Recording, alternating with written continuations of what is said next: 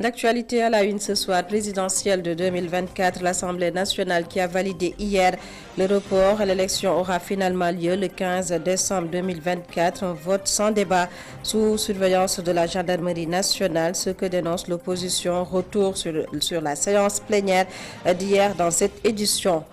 La séance plénière d'hier, le report acté du scrutin, la déception pour bon nombre de Sénégalais, le reportage de Fatoumata Bintouba à suivre également dans ce journal. Dans cette édition, le syndicat autonome des médecins, pharmaciens et chirurgiens dentistes du Sénégal qui voit rouge, il décrète un mot d'ordre de grève de 48 heures. Le SAMES fustige l'attaque d'un officier de police contre Dr Massamba Gueye-Fall, médecin de garde au SAU, service d'accueil des urgences de l'hôpital régional de Saint-Louis-Jacques. Et enfin, d'édition retrouvée, la rubrique de ce soir, la rubrique Réussir à la rencontre de Ndaye Fatoumbaye, fondatrice de Kernama, une boutique qui vend des articles typiquement africains. Le reportage de Aïssatou Kane à suivre dans ce journal. Voilà pour les titres, le développement, c'est juste après ceci.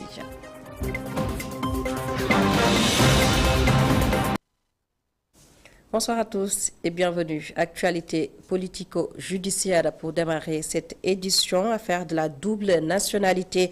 La candidate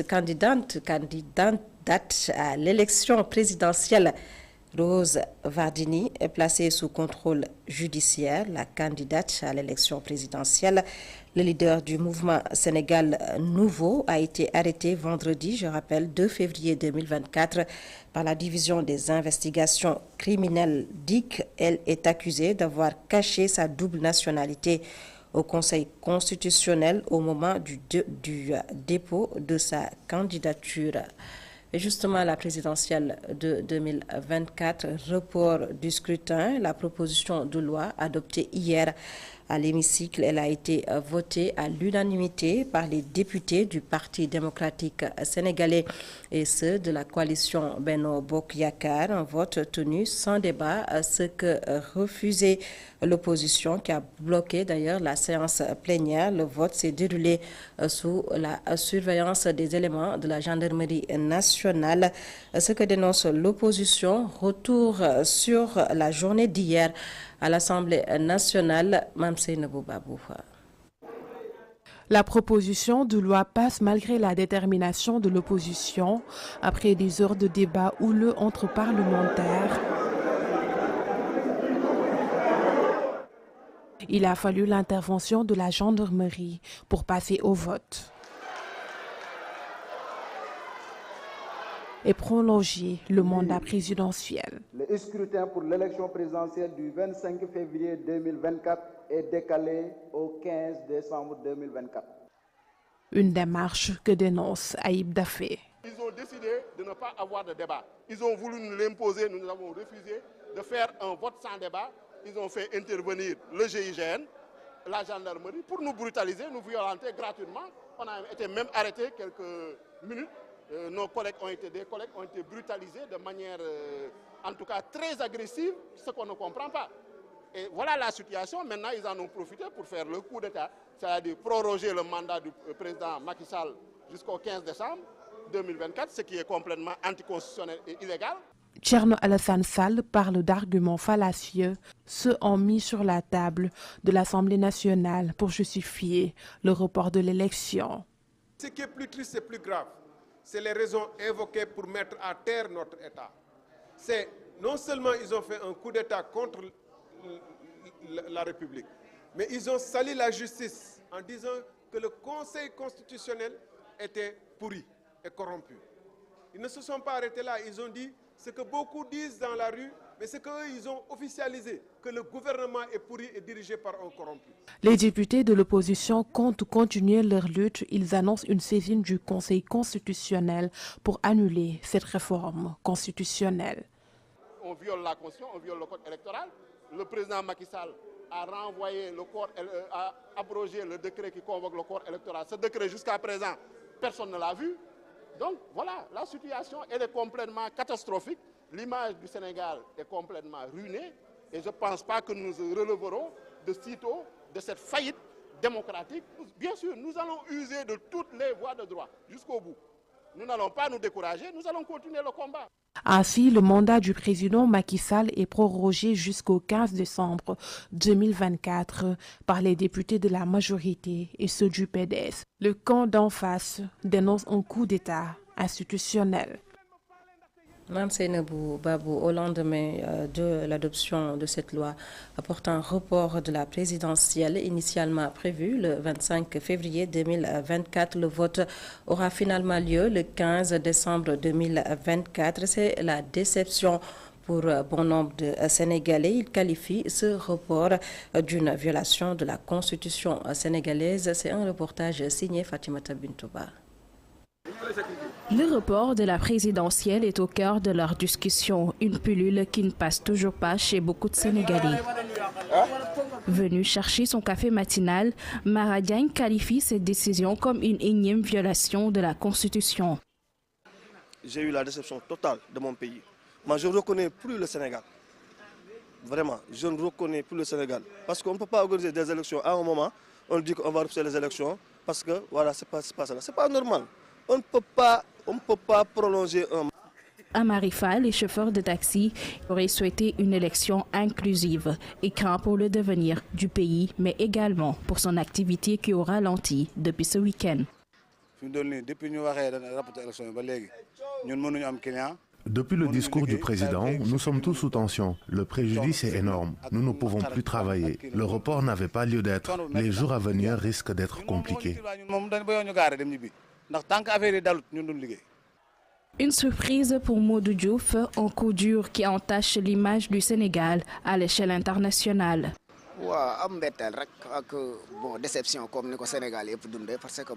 Une surprise déjà avec cette décision. Il a rompu à son serment. On n'attendait pas cela du président. C'est un vrai recul démocratique. Nous aurions préféré même qu'il se présente une troisième fois plutôt que de reporter l'élection.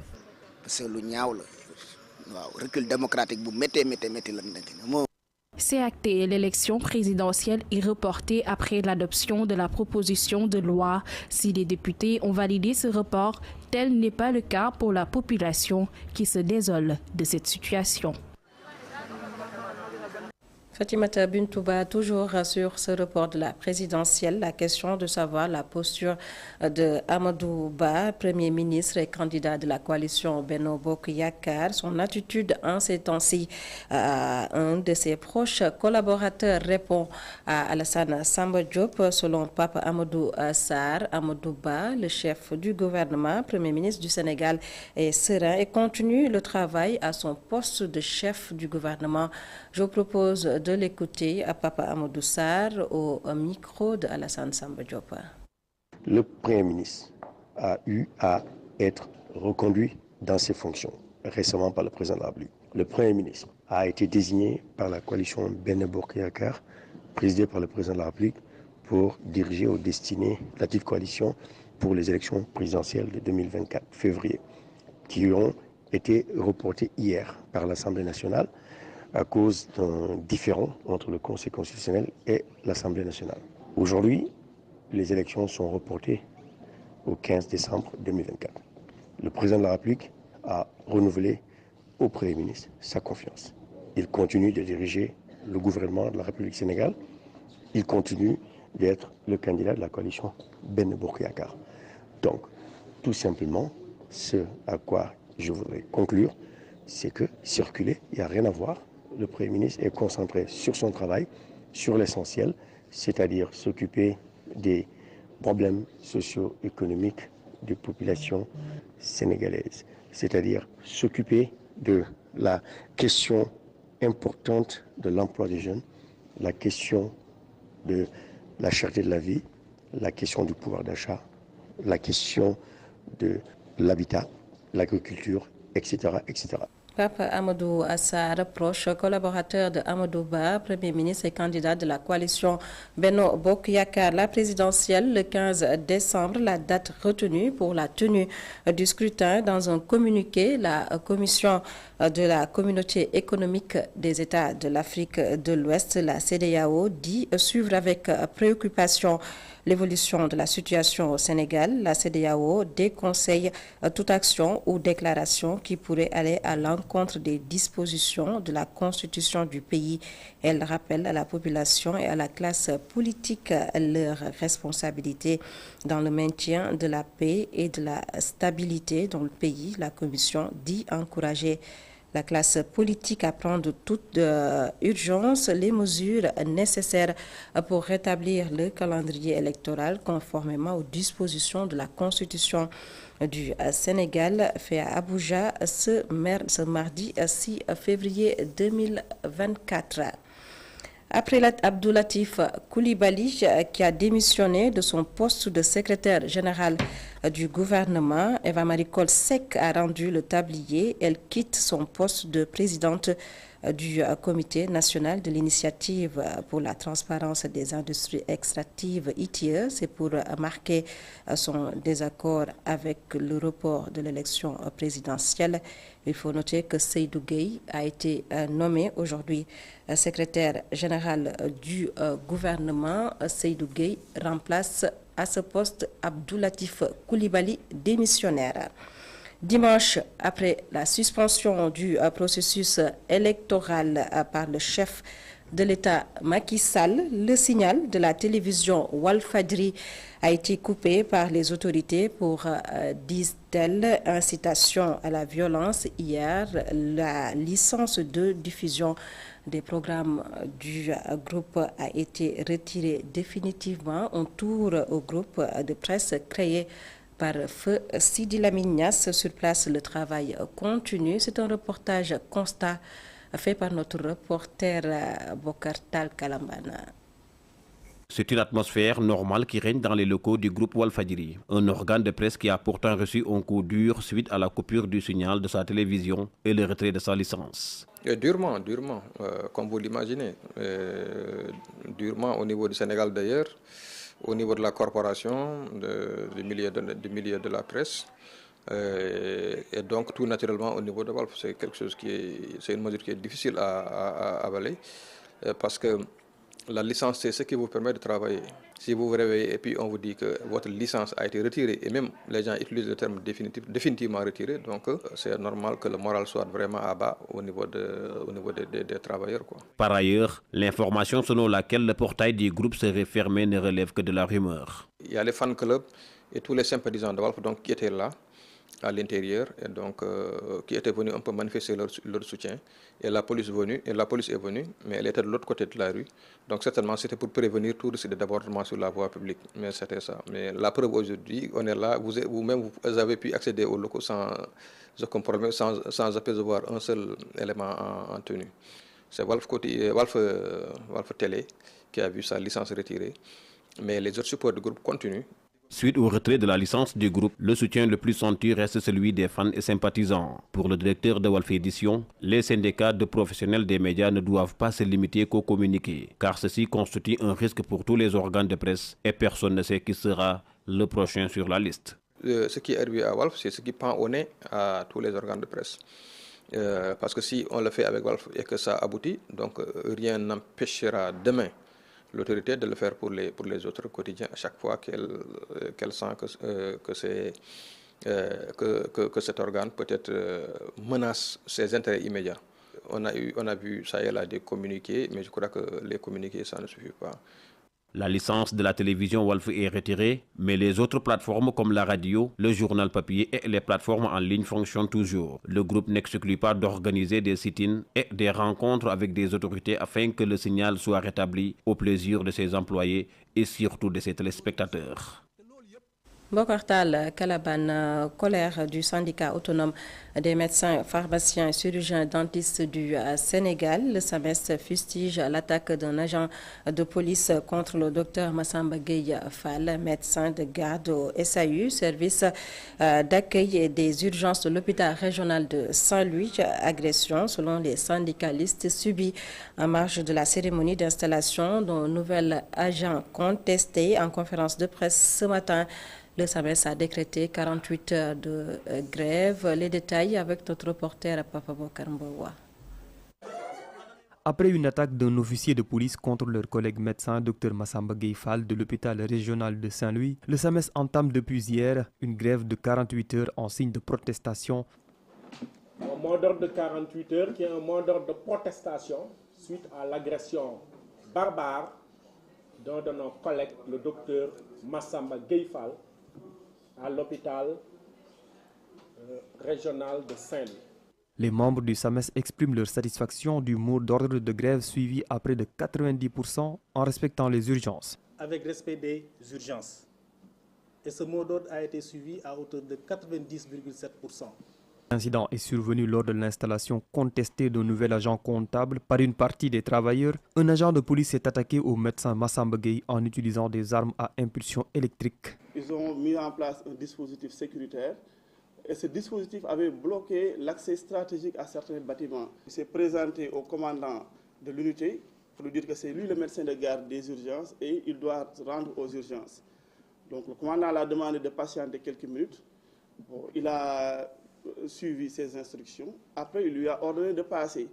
Donc, après avoir traversé jusqu'à l'autre dispositif, donc les forces de l'ordre, de manière spontanée et inexplicable, se sont acharnées sur lui, en utilisant des armes, des pistolets à impulsion électrique qu'on appelle les tasers ou les matraques. Donc, ils l'ont malmené. Le syndicat exhorte ses membres, malgré toutes les injustices constatées, à continuer d'honorer au mieux des serments prononcés. Et en ce qui concerne la plateforme revendicative du syndicat, le SAMES a déposé sur la table du gouvernement depuis décembre 2023 une plateforme assortie d'un préavis de grève. Les syndicalistes ont saisi l'occasion pour réclamer la prise en charge des revendications. Je vous propose de suivre la réaction du docteur Mamadou Demba Ndour, secrétaire général du SAMES, au micro de Papa Bokar Mbawa. Le gouvernement du Sénégal a l'obligation de se prononcer sur le mal-être des médecins sénégalais. Parce qu'à chaque fois qu'une promotion sort, nous avons une saignée que nous remarquons que nul ne peut expliquer. Et cette saignée s'explique par le fait que les médecins ne sont plus, les médecins pharmaciens et chirurgiens dentistes ne se sentent plus, ne s'épanouissent plus dans l'exercice de leur art. Les salaires sont faibles ici, les conditions de travail sont drastiques. Excusez-moi. Et pire, c'est qu'il n'y a pas la protection et l'égard qu'on doit avoir pour les médecins. On ne la retrouve pas de la part des autorités publiques. C'est pourquoi à chaque fois, vous voyez, des médecins sont en garde à vue, des médecins sont emprisonnés sous mandat de dépôt, des médecins sont malmenés dans leur lieu d'exercice de travail. Et cette question, nous resterons intransigeants là-dessus. Pour qu'on puisse fixer les ressources humaines, il n'y a pas à réinventer la roue. Il faut de bons salaires, il faut de bonnes conditions de travail, il faut des mesures incitatives, mais il faut surtout et plus de considération pour ce corps qui est un corps qui, à l'image de son serment, doit être au service exclusif des populations. Merci.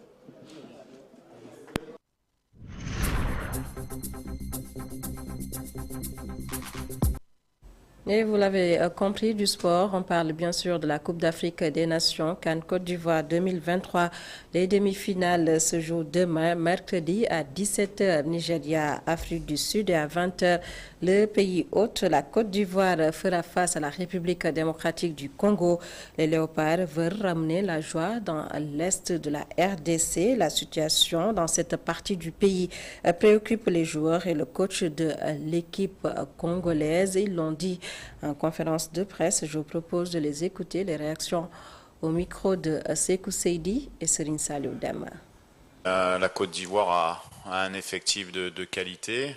C'est vrai qu'il y aura quatre joueurs suspendus demain, mais je pense qu'ils ont d'autres éléments à faire valoir. C'est, je pense, une de leurs forces, comme la nôtre également, d'avoir vraiment une profondeur de banc qui est très intéressante. Après, sur l'aspect de l'énergie et de la prolongation, on verra. En tout cas, nous, on a bien récupéré. C'est vrai qu'on a eu un jour de récupération en plus que l'adversaire. C'est un des points qui peut peut-être jouer demain, mais ce qui va jouer demain, c'est la qualité du match que nous on va faire, parce qu'on se préoccupe beaucoup plus de nous que de l'adversaire, même si on connaît on connaît bien sûr et qu'on a bien travaillé cet adversaire, mais nous, ce qui nous importe, c'est de se regarder, nous, de savoir qu'on a encore des points à améliorer et on veut profiter du match de demain pour encore montrer des choses plus intéressantes qu'on a déjà montrées sur les derniers matchs, même si c'était déjà pas mal. Sébastien de Sabre, le sélectionneur de la République démocratique du Congo, s'attend à un match indécis demain, mercredi. Le coach des Léopards n'est pas prêt à faire ses valises. Il est toujours au micro de Sékou Seydi et Serine Saliou Dema. La Côte d'Ivoire a un effectif de qualité. C'est vrai qu'il y aura quatre joueurs suspendus demain, mais je pense qu'ils ont d'autres éléments à faire valoir. C'est, je pense, une de leurs forces, comme la nôtre également, d'avoir vraiment une profondeur de banc qui est très intéressante. Après, sur l'aspect de l'énergie et de la prolongation, on verra. En tout cas, nous, on a bien récupéré. C'est vrai qu'on a eu un jour de récupération en plus que l'adversaire. C'est un des points qui peut peut-être jouer demain, mais ce qui va jouer demain, c'est la qualité du match que nous, on va faire, parce qu'on se préoccupe beaucoup plus de nous que de l'adversaire, même si on connaît bien sûr et qu'on a bien travaillé cet adversaire, mais nous, ce qui nous importe, c'est de se regarder, nous, de savoir qu'on a encore des points à améliorer et on veut profiter du match de demain pour encore montrer des choses plus intéressantes qu'on a déjà montrées sur les derniers matchs, même si c'était déjà pas mal. La République démocratique du Congo, je rappelle, fait face demain au pays hôte de la compétition, la Côte d'Ivoire. La Côte d'Ivoire, le sélectionneur justement Emerse Faé fait face à la presse. Il se dit confiant et compte sur l'abnégation et la détermination de ses joueurs. Je vous propose de l'écouter toujours au micro de Sékou Seydi et Serine Saliou Dema. Dès l'entame de match, mettre notre jeu en place et imposer le rythme et le tempo sur ce match face à cette équipe du Congo. En tout cas, voilà, l'objectif c'est de commencer mieux que ce qu'on a fait sur les 2 derniers matchs et imposer notre rythme d'entrée de match. On revenait de loin, on était presque éliminé de la compétition, on doit notre qualification à la victoire du Maroc sur la Zambie. Donc, dès la qualification obtenue, dès la qualification validée, on s'est de suite reconcentré sur le groupe. Il fallait redonner un peu de confiance au groupe parce qu'on venait de vivre des jours vraiment difficiles. Donc redonner d'abord de la confiance au groupe et faire comprendre au groupe que si on voulait aller plus loin dans la compétition, il fallait qu'on soit encore plus soudés et plus solidaires sur le terrain. Parce que vous pouvez être solidaire en dehors du terrain et si vous ne mettez pas cette même solidarité sur le terrain, c'est très très compliqué de gagner parce que c'est une compétition qui est très difficile.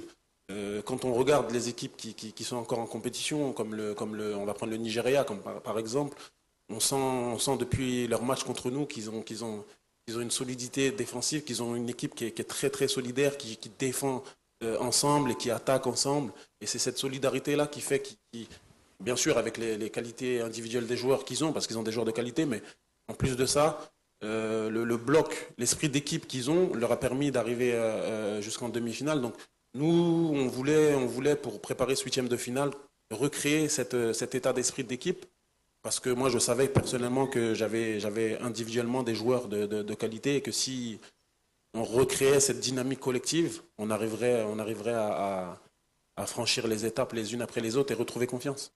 Et je vous l'annonçais tantôt, la CAN 2023, les demi-finales demain à l'affiche à 17h Nigeria, Afrique du Sud et à 20h le pays hôte, la Côte d'Ivoire qui fera face à la République démocratique du Congo. Les Léopards justement veulent ramener la joie dans l'est de la RDC. La situation dans cette partie du pays préoccupe les joueurs et le coach de l'équipe de la République démocratique du Congo. Les réactions au micro de Sékou Seydi et Serine Saliou Dema. Bien sûr, on prend connaissance qu'est-ce qui se passe dans l'Est. C'est quelque chose de très triste, ça vient proche aussi. Mais on est ici pour finir un travail et voilà, il faut se concentrer sur ce match Bien sûr, c'est très triste ce qui se passe à l'est du Congo. Et voilà, c'est aussi vous, les journalistes, qui peuvent nous aider et parler de ça. De faire un bon match, de défendre haut les couleurs du Congo, comme le disait Charles, que les gens qui souffrent soient fiers de nous, parce que en étant une équipe nationale au Congo, on a cette vocation-là aussi à donner de la joie et des sourires. Les joueurs le savent. Et forcément, demain, ça sera un match particulier parce que c'est une demi-finale, mais également un match particulier pour nous, pour faire passer des messages d'attachement et de pensée à tous ceux qui souffrent au Congo.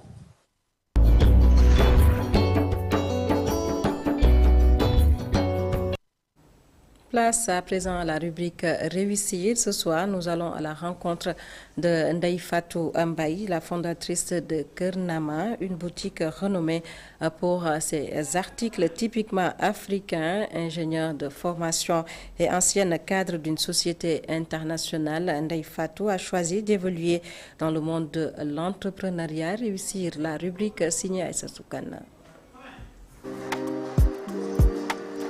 À l'intérieur de ce havre coloré des trésors africains, s'étalent fièrement des sacs en cuir et pain tissé confectionnés avec soin au Burkina Faso, cohabitent avec des layous décoratifs provenant du Kenya, des chemises élégantes, symboles de la mode ivoirienne, se mêlent harmonieusement à des chaussures authentiques de Ngaï. Veuve et mère dévouée de 3 enfants, Ndeye Fatou a insufflé une nouvelle vie à son destin en ouvrant sa propre boutique. Comme vous le voyez, j'ai des produits africains. Donc moi j'aime faire la promotion des produits africains, produits sénégalais et africains en général. Parce que je veux faire partie de ces personnes qui vont faire partie du développement de l'Afrique. Développement de l'Afrique par les Africains et pour les Africains. Donc d'où l'idée d'avoir cette boutique où je prends mes articles un peu partout en Afrique, Kenya, Ouganda, Burkina Faso, ici au Sénégal. Ingénieure télécom de formation et ancienne cadre d'une société internationale, Ndeye Fatou a transformé sa vie après une rupture de contrat et la perte de son mari. C'était un moment très difficile. Parce que un peu après, j'ai perdu mon mari. Donc, avec toutes ces émotions, je ne me sentais pas trop revenir dans le milieu du travail. Je ne pouvais pas. Parce qu'émotionnellement, je ne pouvais pas. Voilà. Il y avait les enfants à gérer. Il y a plein de choses qui se sont passées. Mais à un moment, ayant des enfants, voilà. Il fallait que je me batte et que je trouve quelque chose à faire. Et c'est là où m'est venue l'idée. Parce que j'aime la vente. Avant, je le faisais quand j'étais étudiante, je vendais, mais pour mes tantes, pour mes cousines. Puisque ça me parle, je me suis dit, pourquoi il faut que je me lance dans quelque chose. Donc, c'est d'où m'est venue l'idée, ce concept. Le commerce, sa passion, est devenu son gagne-pain. Lancé sur fonds propres avec sa sœur, ils ont réussi à mettre en place Kernama. Ça s'est passé sur fonds réellement, donc pas beaucoup de budget, hein. Peut-être, pas beaucoup, c'est relatif on peut dire, mais j'ai pris mes économies. Man dama bëggoon jaay mais dama doon jaayelaate dama yàgg jaay mais pas pour man. Léegi après sama mag tamit dama ko doon jaayal benn instant mu ne ma ok léegi bàyyi ñu ubbi kii bi. ñu ubbi capital bi léegi au lieu ma koy jaayal ñun ñaar ñu bokk di jaayandoo man ma jël sama li ma am sur fonds propres moom it mu jël lu ma am ñu boole ubbi boutique bi looloo indi ubbite boutique bi mais comme ni nga ko waxee tamit c'est important yenn saa yi tout le temps booy xaar financement doo dem mën nga dem mais day mën na yéex te nit loo am rek mën nga démarrer ak moom. Ce n'est pas seulement une femme d'affaires passionnée, mais aussi une conductrice de voiture de transport avec chauffeur. J'ai commencé un taxi driver parce que qu'est-ce qui a amené ça? J'étais restée là parce que moi, je n'aime pas ne rien faire. J'étais à la boutique ne marche pas trop parce que je fais la boutique en ligne et voilà, ça a tardé à décoller. Je me suis dit pourquoi pas essayer autre chose. C'est là où j'ai essayé un des, je sais pas, des partenaires de taxi. Là, ça m'a permis d'avoir des contacts, voilà, de faire connaître ma boutique. Donc, je peux dire que c'est ça l'autre activité que je fais à part la vente. Bien que Keur Nama ne génère pas encore de bénéfices substantiels, Ndeye Fatou demeure résolument engagée envers son rêve de contribuer au développement du continent africain. Rien que le fait de réaliser cela, ça en fait plaisir. Donc je me donne un objectif. Comme vous savez, tout début est difficile. Donc il faut se donner un objectif, se dire d'ici temps, je vais voir, faire un bilan et voir. Mais pour le moment, je ne suis pas encore dans qu'est-ce que je gagne dans la boutique, pour moi personnellement. Ce qui est important est que les investissements que je fais, ça vient de la boutique. Voilà, j'en suis à ce stade. Très loin dans quelques années. Ça, ce n'est que le début.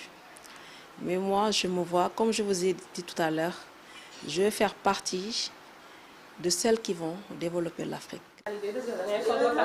En mettant en lumière la richesse de la culture africaine à travers ses produits, Ndeye Fatou avec Keur Nama s'inscrit dans une aventure entrepreneuriale qui va au-delà du simple commerce, évoque une passion ardente pour l'Afrique et un engagement indéfectible envers son avenir.